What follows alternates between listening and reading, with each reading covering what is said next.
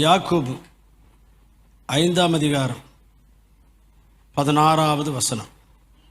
நீங்கள் சொஸ்தமடையும்படிக்கு உங்கள் குற்றங்களை ஒருவருக்கொருவர் அறிக்கையிட்டு ஒருவருக்காக ஒருவர் ஜெபம் பண்ணுங்கள்.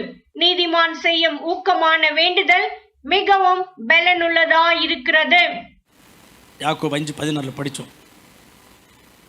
நீங்கள் சொஸ்தமடையும்படி ஒருவருக்காக ஒருவர் ஜெபம் பண்ணுங்கள். ஒருவருக்காக ஒருவர் நாம் ஜெபம் பண்ணும்போது சொஸ்தமாவார்கள், சுகமாவார்கள். நமக்குள்ளே யாராகிலும் சுகவீனமாக இருந்தால் அவங்களுக்காக நாம் எல்லாரும் சேர்ந்து ஜெபம் பண்ணினால் கர்த்தர் அவர்களை சுகமாக்குவார். பாஸ்டம்மாவுடைய வாழ்க்கையில் கூட அதுதானே நடந்துச்சு. கூட்டின்னு போக சொல்லிட்டாங்களே டாக்டர்ஸு, இனிமேல் ஒன்றும் பண்ண முடியாது சார், என்னென்ன பண்ணணும் எல்லாம் பண்ணிட்டோம், உயிரோடு இருக்கும்போதே கூட்டின்னு போயிடுறீங்களா, இல்லை நீங்கள் எப்படி சொல்கிறீங்க அப்படின்னு கேட்டாங்க. இருக்கட்டும் சார், நாங்கள் ப்ரேயர் பண்ணுறோம் அப்படின்னு சொன்னேன். நம்முடைய ஜபத்தினால தான் அவங்க உயிர் பிழைத்து வீட்டுக்கு வந்தாங்க, மறுபடியும் டியூட்டியில் ஜாயின் பண்ணாங்க. அல்லேலூயா. அப்போது விசுவாசிகளாகிய கர்த்தர் பிள்ளைகளாகிய நாம் ஒருவருக்காக ஒரு ஜபம் பண்ணும்போது வியாதியஸ்தர்கள் சுகமாவார்கள். இந்த ஒருவருக்காக ஒருவர் ஒருவருக்காக ஒருவர் என்கிற விஷயம் பைபிளில் ஒரு 40 இடத்துல இருக்குது. நாம் எல்லாரும் ஒருவருக்காக ஒருவர் ஜபம் பண்ணுறது மட்டும் இல்லை, இன்னும் நிறைய விஷயங்கள் ஒருவருக்காக ஒருவர் நம்ம செய்யணும். இதுபோல் நம்ம சபையில் உள்ள கர்த்தர் பிள்ளைகள் எந்த பிரச்சனையில், எந்த கஷ்டத்தில், எந்த துன்பத்தில், எந்த போராட்டத்தில் இருந்தாலும் நாம் ஒருவருக்காக ஒருவர் ஜெபம் பண்ணணும். அந்த ஜெபத்தின் மூலமாக கர்த்தர் பெரிய காரியங்களை செய்வார். கஷ்டத்தில் இருந்தால் விடுதலை ஆக்குவார், வீட்டில் பிரச்சனைகள் இருந்தால் அதை தீர்த்து வைப்பார், வியாதியில் இருந்தால் சுகமாக்குவார், வேறு ஏதாகிலும் போராட்டத்தில் இருந்தால் வெற்றியை தருவார். நம்முடைய ப்ரேயர்ஸ் அவங்களுக்கு சப்போர்ட்டாக இருக்கணும். அப்பொழுது கர்த்தர் பெரிய காரியங்களை செய்வார். இன்றைக்கி நாம் ஒருவருக்காக ஒருவர் என்னென்ன செய்யணும் என்பதை ஒரு சில விஷயங்களை பார்க்க போகிறோம். அதுக்காக ஜெபம் பண்ண போகிறோம். இந்த ஒருவருக்காக ஒருவர் என்கிற அந்த கான்செப்ட் பைபிளில் ஒரு பெரிய சப்ஜெக்டு, முக்கியமான சப்ஜெக்டு. அதை நாம் அதிகமாக தியானம் பண்ணது இல்லை, ஆனால் அது முக்கியமான சப்ஜெக்டு. எனக்கு அது கொடுங்காண்டவரே, இது கொடுங்காண்டவரே, அது செய்யுங்காண்டவரே, இது செய்யுங்காண்டவரே ஜெபம் பண்ணாதான் ஆண்டவர் செய்வார்னு இல்லை. நாம் வேறு விஷயங்களுக்காக ஜெபம் பண்ணாலும் நமக்கு என்ன செய்யணுமோ அது ஆண்டவர் செய்வார். ஆனால் நாம் செய்கிற ஜெபம் ஆண்டவருக்கு உகந்த ஜெபமாக இருக்கணும், வசனத்தின்படி ஏறெடுக்கிற ஜெபமாக இருக்கணும். அப்படி ஜெபம் பண்ணால் நாம் கேட்காமலே நமக்கு என்ன தேவையோ, நமக்கு என்ன குறை இருக்கோ, நமக்கு என்ன செய்யணுமோ அது கர்த்தர் செய்வார். அல்லேலூயா. இதை தான் ஆண்டவர் இயேசு கிறிஸ்து சொல்லும்போது கூட அவருடைய மலை பிரசங்கத்தை சொல்கிறாரு, உங்களுக்கு என்ன தேவைன்னு உங்கள் பரலோக பிதாவுக்கு தெரியும். அஞ்ஞானிகள் அவைகளுக்காக கவலைப்படுவாங்க. நீங்கள் என்ன செய்யணும்? முதலாவது தேவனுடைய ராஜ்யத்தை தேடுங்க, அவருடைய நீதியை தேடுங்க, இவைகள் எல்லாம் உங்களுக்கு கூடவே கொடுக்கப்படும். அப்போ உங்களுக்கு என்னென்ன தேவையோ அதுக்காக நீங்கள் ஜெபம் பண்ணாவிட்டாலும் ஆண்டவர் கொடுக்குறேன்றார். எப்போ கொடுக்குறாராம்? நாம் செய்கிற ஜெபங்கள் முக்கியமான விஷயங்களுக்காக நாம் ஜெபம் பண்ணும்போது, தேவையான விஷயங்களுக்காக ஜெபம் பண்ணும்போது, ஆண்டவருக்கு உகந்த ஜெபங்கள் நாம் பண்ணும்போது நமக்கு என்ன தேவையோ அவைகள் ஆண்டவர் கொடுத்துட்றார். நமக்கு என்ன குறை இருக்கோ அது ஆண்டவர் தீர்த்து வச்சிடறார். அதனால் நாம் நம்முடைய கஷ்டங்களையும் குறைகளையும் தேவைகளையும் சொல்லி இது செய்யுங்கப்பா, இது கொடுங்க ஆண்டவரே, நீர் அருள வேண்டும் ஆண்டவரே அப்படிலாம் ஜெபம் பண்ணவே தேவையில்லை. நாம் செய்கிற ஜெபம் ஆண்டவருக்கு உகந்ததாக இருந்தா, ஆண்டவருடைய வசனத்தின்படி ஜெபம் பண்ணா, ஆண்டவர் சித்தத்தின்படி ஜெபம் பண்ணா, நமக்கு என்ன தேவையோ என்ன குறையோ அதெல்லாம் ஆண்டவர் கொடுத்துட்றாரு. அல்லேலூயா. அதனால் இன்றைக்கி உபவாசத்தோடு வந்திருக்கிறோம். அது கொடுங்க ஆண்டவரே, இது கொடுங்க ஆண்டவரே, அது செய்யுங்க ஆண்டவரே, இது செய்யுங்க ஆண்டவரேன்னு சொல்லி ஆண்டவர்கிட்ட நம்ம முறையிட தேவையில்லை. ஆண்டவர் அதெல்லாம் செய்வார். ஆனால் இன்றைக்கி என்ன ஜெபம் பண்ண போகிறோன்னா, நாம் ஒருவருக்காக ஒருவர் ஜெபம் பண்ணி ஒருத்தர் உயிர் பெற்று வந்திருக்கிறார். அல்லேலூயா. அதே போல் நிறைய விஷயங்கள் நாம் ஒருவருக்காக ஒருவர் செய்ய வேண்டிய விஷயங்கள் நிறைய இருக்குது. அதை நான் உங்களுக்கு காண்பிக்க போகிறேன். இன்றைக்கி நம்முடைய ஜெபம் என்னென்னா, ஆண்டவரே, ஒருவருக்காக ஒருவர் என்கிற அந்த சத்தியம், அந்த சப்ஜெக்டு ஒரு முக்கியமான சப்ஜெக்டாக இருக்குது. அதன்படி நான் இனிமேல் நடந்துக்கிறேன், எனக்கு உதவி செய்யுங்க. இந்த ஒரு சத்தியத்தை நான் மறக்காமல் நான் கை கொள்ளுவேன், எனக்கு நீங்கள் துணையாக இருங்க அப்படின்னு ஜெபம் பண்ணாவே ஆண்டவர் சந்தோஷப்பட்டு உனக்கு என்ன தேவையோ உனக்கு என்ன குறையோ அதெல்லாம் நிச்சயமாக உங்களுக்கு தருவார். சரி, இப்போ ஒன்று படித்தோம். யாக்கோபு 5:16 சொஸ்தமாகும்படி ஒருவருக்காக ஒருவர் ஜெபம் பண்ணுங்கள் அப்படின்னு படித்தோம். சொஸ்தமாகும்படி என்றால் என்ன? வியாதிகளிலிருந்து விடுதலை பெறும்படி, சுகம் பெறும்படி ஒருவருக்காக ஒருவர் ஜெபம் பண்ணுங்கள் அப்படின்னு படித்தோம். நாமெல்லாம் ஜெபம் பண்ணோம். இயேசுபாதம் பிரதருக்காக அவர் சுகமாயிட்டார். சரிங்களா? அவர் எந்த நிலைக்கு போனார் அதெல்லாம் அவரே சாட்சி சொல்லுவார். நாமும் அவருக்காக ஜெபம் பண்ணோம். ஒருவருக்காக ஒருவர் ஜெபம் பண்ணுங்க சுஸ்தமாகும்படி அப்படின்னு வேதத்தில் எழுதியிருக்கிறபடி நாம் ஜெபம் பண்ணோம். ஆண்டவர் சுஸ்தமாக்கி சுகமாக்கி கொண்டு வந்திருக்கிறார். அல்லேலூயா. இன்னும் கூட நாம் ஒருவருக்காக ஒருவர் என்னென்ன செய்யணும் என்றால், ஒருவருக்கு ஒருவர் புத்தி சொல்லணும். எபிரேயருக்கு நிருபம் 10ஆம் அதிகாரம் 25வது வசனம், நாளானது சமீபித்து வருகிறதை எவ்வளவாக பார்க்கிறீர்களோ அவ்வளவாய் புத்தி சொல்லுங்கள். இப்போ நம்ம ஒருவருக்காக ஒருவர் புத்தி சொல்லிக்கணும். யாருக்கு புத்தி சொல்லணும்? பொதுவாக யார் புத்தி இல்லாமல் சில காரியங்களை செய்கிறாங்களோ, சில முடிவுகள் எடுக்கிறாங்களோ, புத்தி இல்லாமல் போகக்கூடாத வழியில் போகிறாங்களோ அவங்களுக்கு புத்தி சொல்லுவோம் பொதுவாக. அதே போலவே கர்த்தருடைய பிள்ளைகளாக இருக்கிற நம்முடைய சபை மக்கள் யார் புத்தி இல்லாமல் சில முடிவுகள் எடுத்து, புத்தி இல்லாத சில காரியங்களை செய்து, புத்தி இல்லாத வழிகளில் போயிட்டுருக்குறாங்களோ அவங்களுக்கெல்லாம் நம்ம புத்தி சொல்லணும். ஆனால் நாம் அது செய்கிறதில்ல. நாம் என்ன செய்கிறோம்? நம்ம மரியாதையை நம்ம காப்பாற்றிக்கணும் அப்படின்ட்டு அவங்க ஒரு தவறான ஒரு காரியத்தில் இருக்கிறாங்க. நாம் பார்த்தும் பார்க்காத மாதிரி நழுவி போகிறோம்.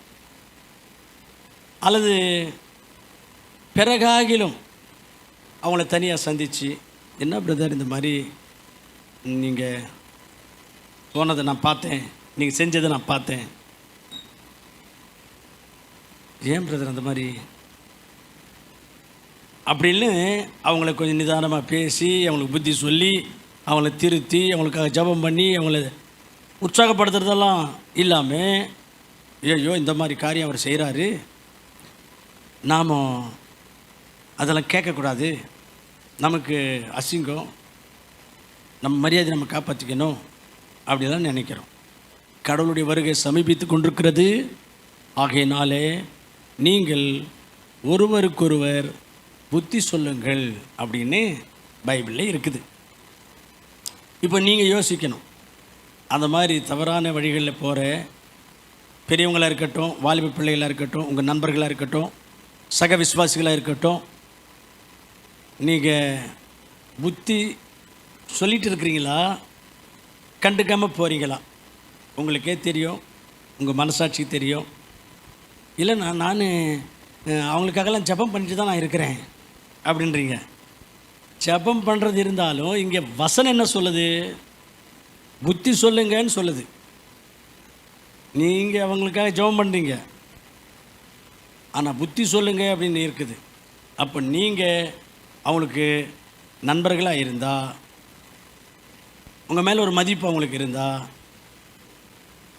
நீங்கள் அவங்களுக்கு புத்தி சொல்லணும், அவங்கள திருத்தறதுக்கு முயற்சி எடுக்கணும்.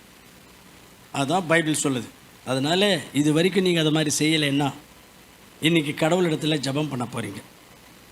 ஆண்டவரே, இன்னார் இந்த மாதிரி புத்தி கெட்டுத்தனமாக செய்கிறாங்க, நடக்கிறாங்க, போகிறாங்க, பேசுகிறாங்க, முடிவெடுத்துருக்குறாங்க, எனக்கு தெரியும்.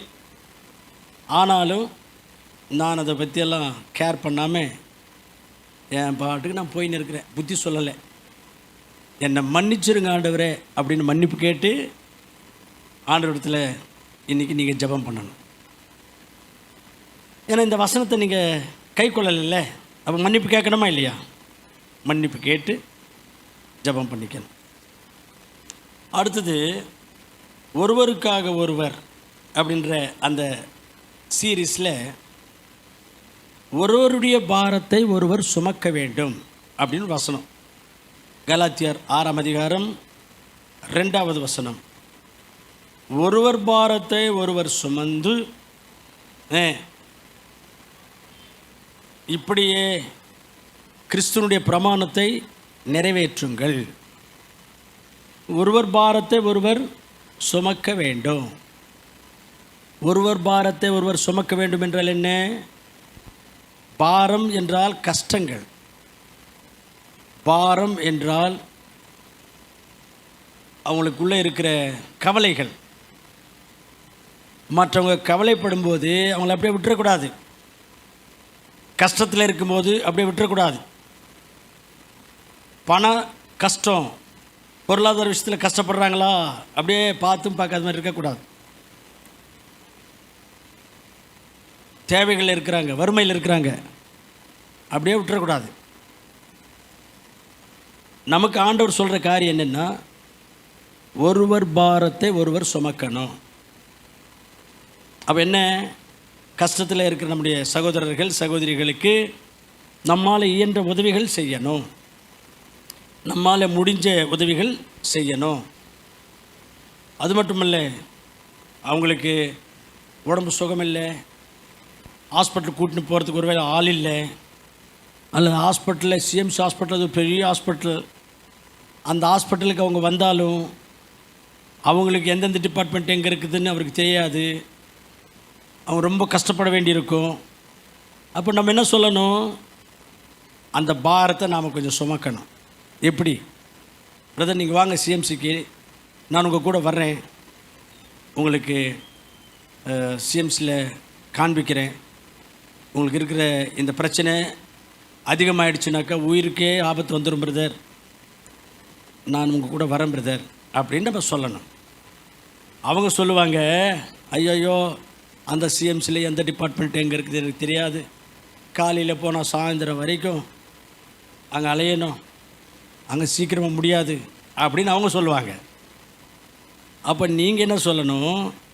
நான் இருக்கிறேன், வாங்க பிரதர், நான் அங்கே தானே வேலை செய்கிறேன், அல்லது எனக்கு சிஎம்சி நல்லா அத்துப்படியாக தெரியும், நான் இருக்கிறேன் வாங்க அப்படின்ட்டு அவங்களுக்கு சிஎம்சியில் வைத்தியம் பண்ணிக்கு வர்றதுக்கு உதவி செய்வீங்கன்னு சொன்னால், அல்லது ஒரு ஹாஸ்பிட்டல் கொண்டு போகிறதுக்கு ஆள் இல்லை அவங்களுக்கு வீட்டில், நீங்கள் அவங்களோட கூட போய், உங்களுக்கு சொந்தமில்லை பந்தமில்லை, ஆனால் கர்த்தருடைய சபைக்கு வர்றவங்களாக இருக்கிறாங்க, உன்னுடைய உடன் விசுவாசி, அவங்களோடு கூட நீ ஹாஸ்பிட்டலுக்கு போயிட்டு நான் வர்றேன் வாங்கன்னு சொல்லிவிட்டு ட்ரீட்மெண்ட் பண்ணுறதுக்கு உதவி செய்வீங்கன்னு சொன்னால், அப்போ நீங்கள் என்ன செய்கிறீங்க?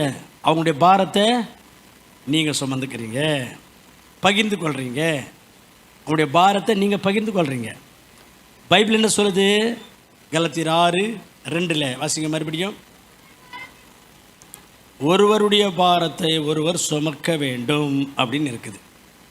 சரிங்களா? இதெல்லாம் செய்யணும். இதெல்லாம் அடிப்படையாக நம்ம செய்ய வேண்டிய விஷயங்கள். ஒரு வசனத்தில் நீ காண்கிற உன்னுடைய சகோதரனை நீ நேசிக்காவிட்டால் காணாத கடவுளை நீ என்ன நேசிப்ப? கடவுள் மேலே எனக்கு அன்பு, பாசம், வைராக்கியம் அப்படின்னு சொல்கிற.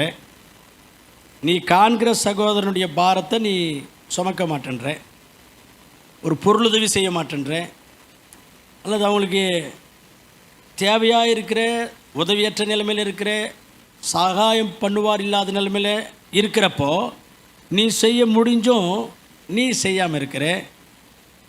அப்புறம் காண்கிற சகோதரனை நீ நேசிக்காமல் காணாத கடவுளை நீ என்ன நேசிப்ப? அதனால் பிரியமானவர்களே, நாம் ஒருவருடைய பாரத்தை ஒருவர் சுமக்கிறவர்களாய் இருக்க வேண்டும். இப்போ 4வது எபேசியருக்கு நிருபம் 4ஆம் அதிகாரம் 32வது வசனம். ஒருவருக்கு ஒருவர் தயவாயும் மன உருக்கமாயும் இருந்து தேவன் உங்களுக்கு மன்னித்தது போல நீங்களும் ஒருவருக்கொருவர் மன்னியுங்கள். ஒருவரை ஒருவர் மன்னியுங்கள். இது ரொம்ப முக்கியமான விஷயம். கிறிஸ்து உங்களுக்கு மன்னித்தது போல நீங்களும் மற்றவங்கள மன்னியுங்க. இன்னும் கூட ஏசாமி சொல்லும்போது சொல்கிறார் மலை பிரசங்கத்தில், நீங்கள் மற்றவங்களுடைய குற்றங்களை மன்னிக்காவிட்டால் ஆண்டவர் உங்களுடைய குற்றங்களை மன்னிக்க மாட்டார் அப்படின்னு இருக்குது. அதனால் நமக்கு அந்த மன்னிக்கிற சுபாவம், குணம் நமக்குள்ளே நம்ம வளர்த்து கொள்ள வேண்டும். நம்ம மன்னிக்காவிட்டால் ஆண்டவர் நம்மை மன்னிக்க மாட்டார் என்று இங்கே வாசிக்கிறோம். ஒரு குடும்பத்தில், நாம் குடும்பத்தில் 3 பேர் தான் இருப்பாங்க அந்த வீட்டில், அல்லது 4 பேர் இருப்பாங்க. வாரத்தில் 2-3 நாளாவது பிரச்சனை பண்ணிக்குவாங்க. ஒருத்தருக்கு விரோதமாக ஒருத்தர் ஏதாகிலும் பேசுறது, செய்கிறது, ஏதாவது ஒரு நடக்கும். அப்படி இருக்கும்போது நம்முடைய சபையில் கிட்டத்தட்ட 400லேருந்து 500 வரைக்கும் சபை மக்கள் இருக்கிறாங்க. நமக்குள்ளே யாரும் நமக்கு விரோதமாக பேசாமல் இருப்பாங்களா? எந்த தவறும் நமக்கு விரோதமாக செய்யாமல் இருக்க முடியுமா? தெரிஞ்சோ தெரியாமலோ ஏதாவது ஒன்று நடக்கும். தெரிஞ்சோ தெரியாமலோ பேசுவாங்க, தெரிஞ்சோ தெரியாமலோ செய்வாங்க. அந்த நேரத்தில் நாம் சாதிக்கணும் அப்படின்னு நினைக்கக்கூடாது. மன்னிக்கணும். நாம் மன்னிக்கணும். அதை நம்ம சாதித்து அதை அப்படியே மனசில் வச்சுக்கிட்டு பதிலுக்கு பதில் செய்கிறது கர்த்தருடைய பிள்ளைகளுடைய குணம் அல்ல, கர்த்தருடைய பிள்ளைகளுடைய சுபாவம் அல்ல. மன்னிக்கணும். ஆகவே ஒருவருக்கொருவர் மன்னியுங்கள் அப்படின்னு வாசிக்கிறோம். அடுத்ததாக 1 யோவான் 3ஆம் அதிகாரம் 11வது வசனம். நாம் ஒருவரில் ஒருவர் அன்பு கூற வேண்டும். ஒருவரில் ஒருவர் அன்பு கூற வேண்டும். அன்புக்கு அடையாளம் என்னென்ன?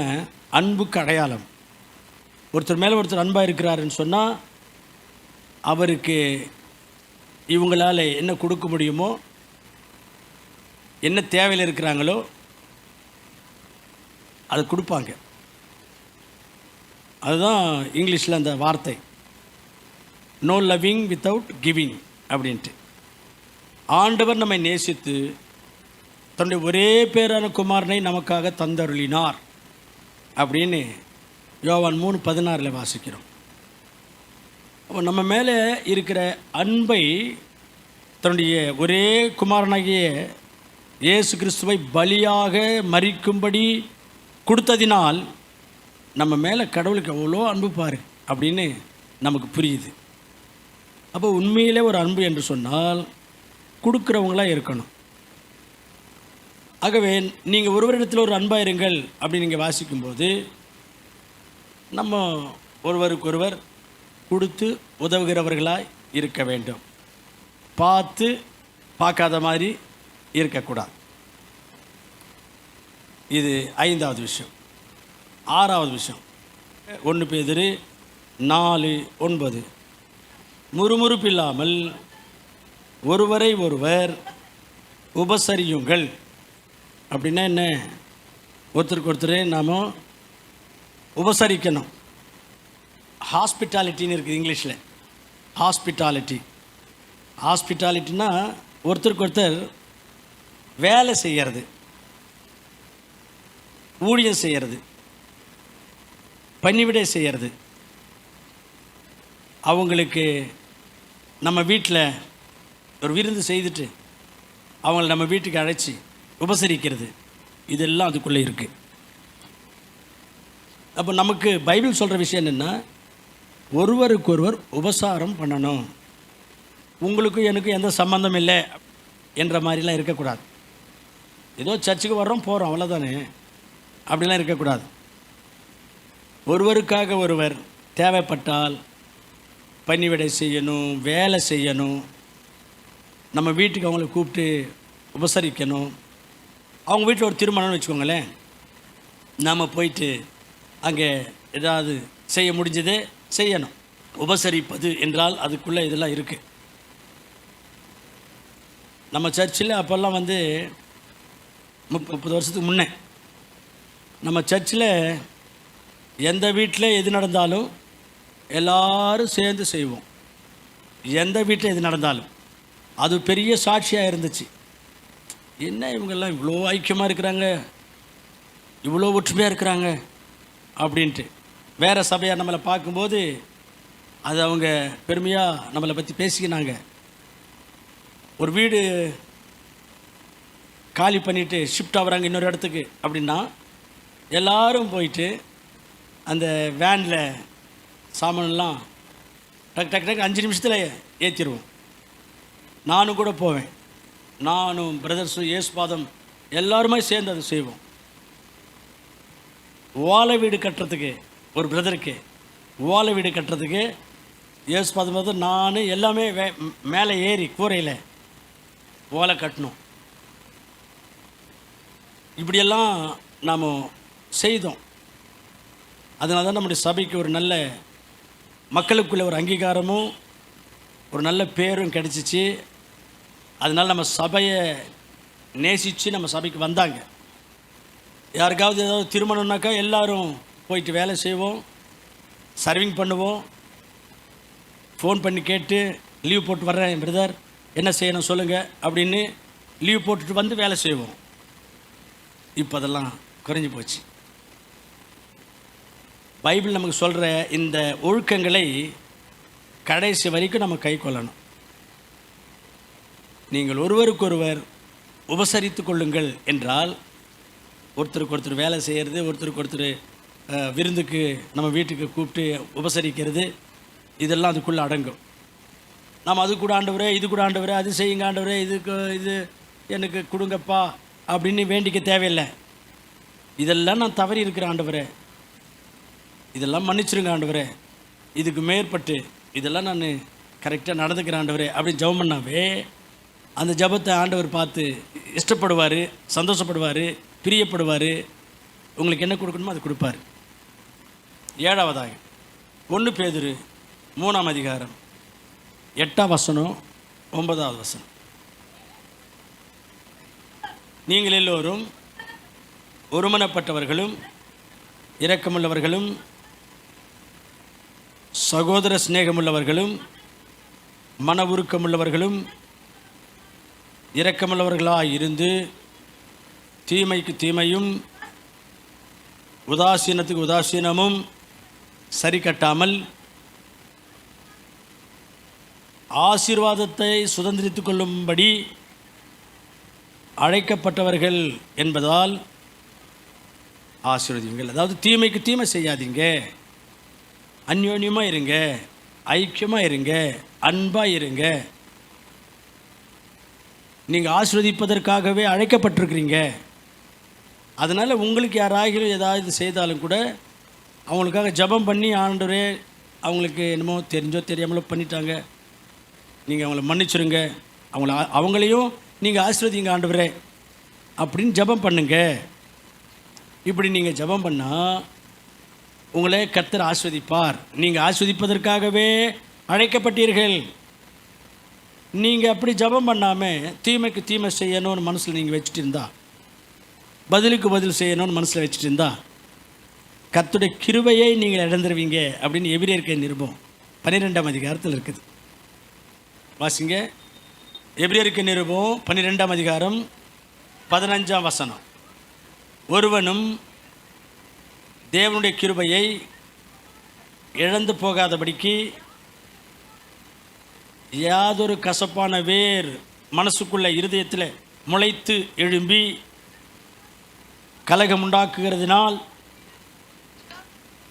சரி, இப்போ என்ன இருக்குன்னாங்க, தேவனுடைய கிருபையை இழந்து விடாதபடிக்கு உங்கள் இருதயங்களுக்குள்ளே யாதொரு கசப்பும் வைத்து கொள்ளாதீங்க அப்படின்னு அங்கே சொல்லப்படுகிறது. அதனால் கர்த்தருடைய பிள்ளைகள் மேலே ஒரு வைராக்கியம், ஒரு பகை, ஒரு கசப்பு மனசுக்குள்ளே வளர்த்துக்கிட்டு பார்த்தாலும் பார்க்காத மாதிரி போகிறது, ப்ரைஸ் நாள் சொன்னாலும் சொல்லாத மாதிரி போகிறது, அந்த பக்கம் வந்தால் இந்த பக்கம் போகிறது, அவங்கள பற்றி இல்லாத பொல்லாத விஷயங்கள்லாம் மற்றவங்கள்ட்டெல்லாம் சொல்லி அவங்களுடைய சாட்சியை டேமேஜ் பண்ணுறது, இதை மாதிரிலாம் இருந்தால் இப்போ நம்ம என்ன வாசித்தோம், ஆண்டுடைய கிருபையை இழந்துருவோம். அவருடைய கிருபையினால தான் நாம் வாழ்ந்து கொண்டிருக்கிறோம். அவருடைய கிருபையினால தான் நமக்கு தேவைகள் எல்லாம் ஆண்டவர் சந்தித்து கொண்டிருக்கிறார். அவருடைய கிருபையினாலே நம்ம மன்னித்து கொண்டிருக்கிறார். அவருடைய கிருபையினாலே நாம் கடவுளுடைய சக்தியை பலத்தை பெற்றுக்கொண்டு கர்த்தருக்கு சாட்சியாக நின்றுட்டு இருக்கிறோம். அவருடைய கிருபை தான் நமக்கு இம்மட்டும் துணையாக இருந்து எல்லா சூழ்நிலைகளுக்கும் நமக்கு உதவி செய்து வழி நடத்தி கொண்டிருக்குது. அந்த கிருபை உங்களை விட்டு போயிடும். எப்போ ஒருத்தர் மேலே நாம கசப்பு, வெறுப்பு, பகை உள்ளத்துக்குள்ளே நிரப்பிக்கொள்ளுவோமானால். அதனால் ஒருவருக்கொருவர் கசப்பை வைத்து கொள்ளக்கூடாது, வளர்த்து கொள்ளக்கூடாது.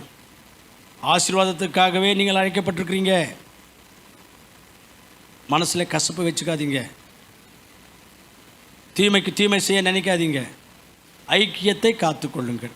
அதுதான் நாம் அங்கே 1 பேதுரு 3ஆம் அதிகாரம் 8ஆம் வசனத்திலையும் 9ஆம் வசனத்திலையும் வாசிப்போமானால், ஐக்கியத்தை காத்து கொள்ளுங்கள், தீமைக்கு தீமை செய்யாதீங்க அப்படின்னு வாசிக்கிறோம். ஆகவே பிரியமானவர்களே, நாம் ஒருவருக்காக ஒருவர் என்ன செய்யணும், என்ன செய்யக்கூடாது என்பதை ஒரு 7 விஷயங்கள் பார்த்தோம். எந்தெந்த விஷயத்தில் நீங்கள் கரெக்டாக இருக்கிறீங்க, எந்தெந்த விஷயத்தில் இன்னும் கரெக்ட் ஆகலை, திருந்த வேண்டியிருக்குது, அதெல்லாம் திருந்தி வருந்தி ஜெபம் பண்ணி தீர்மானம் எடுங்க.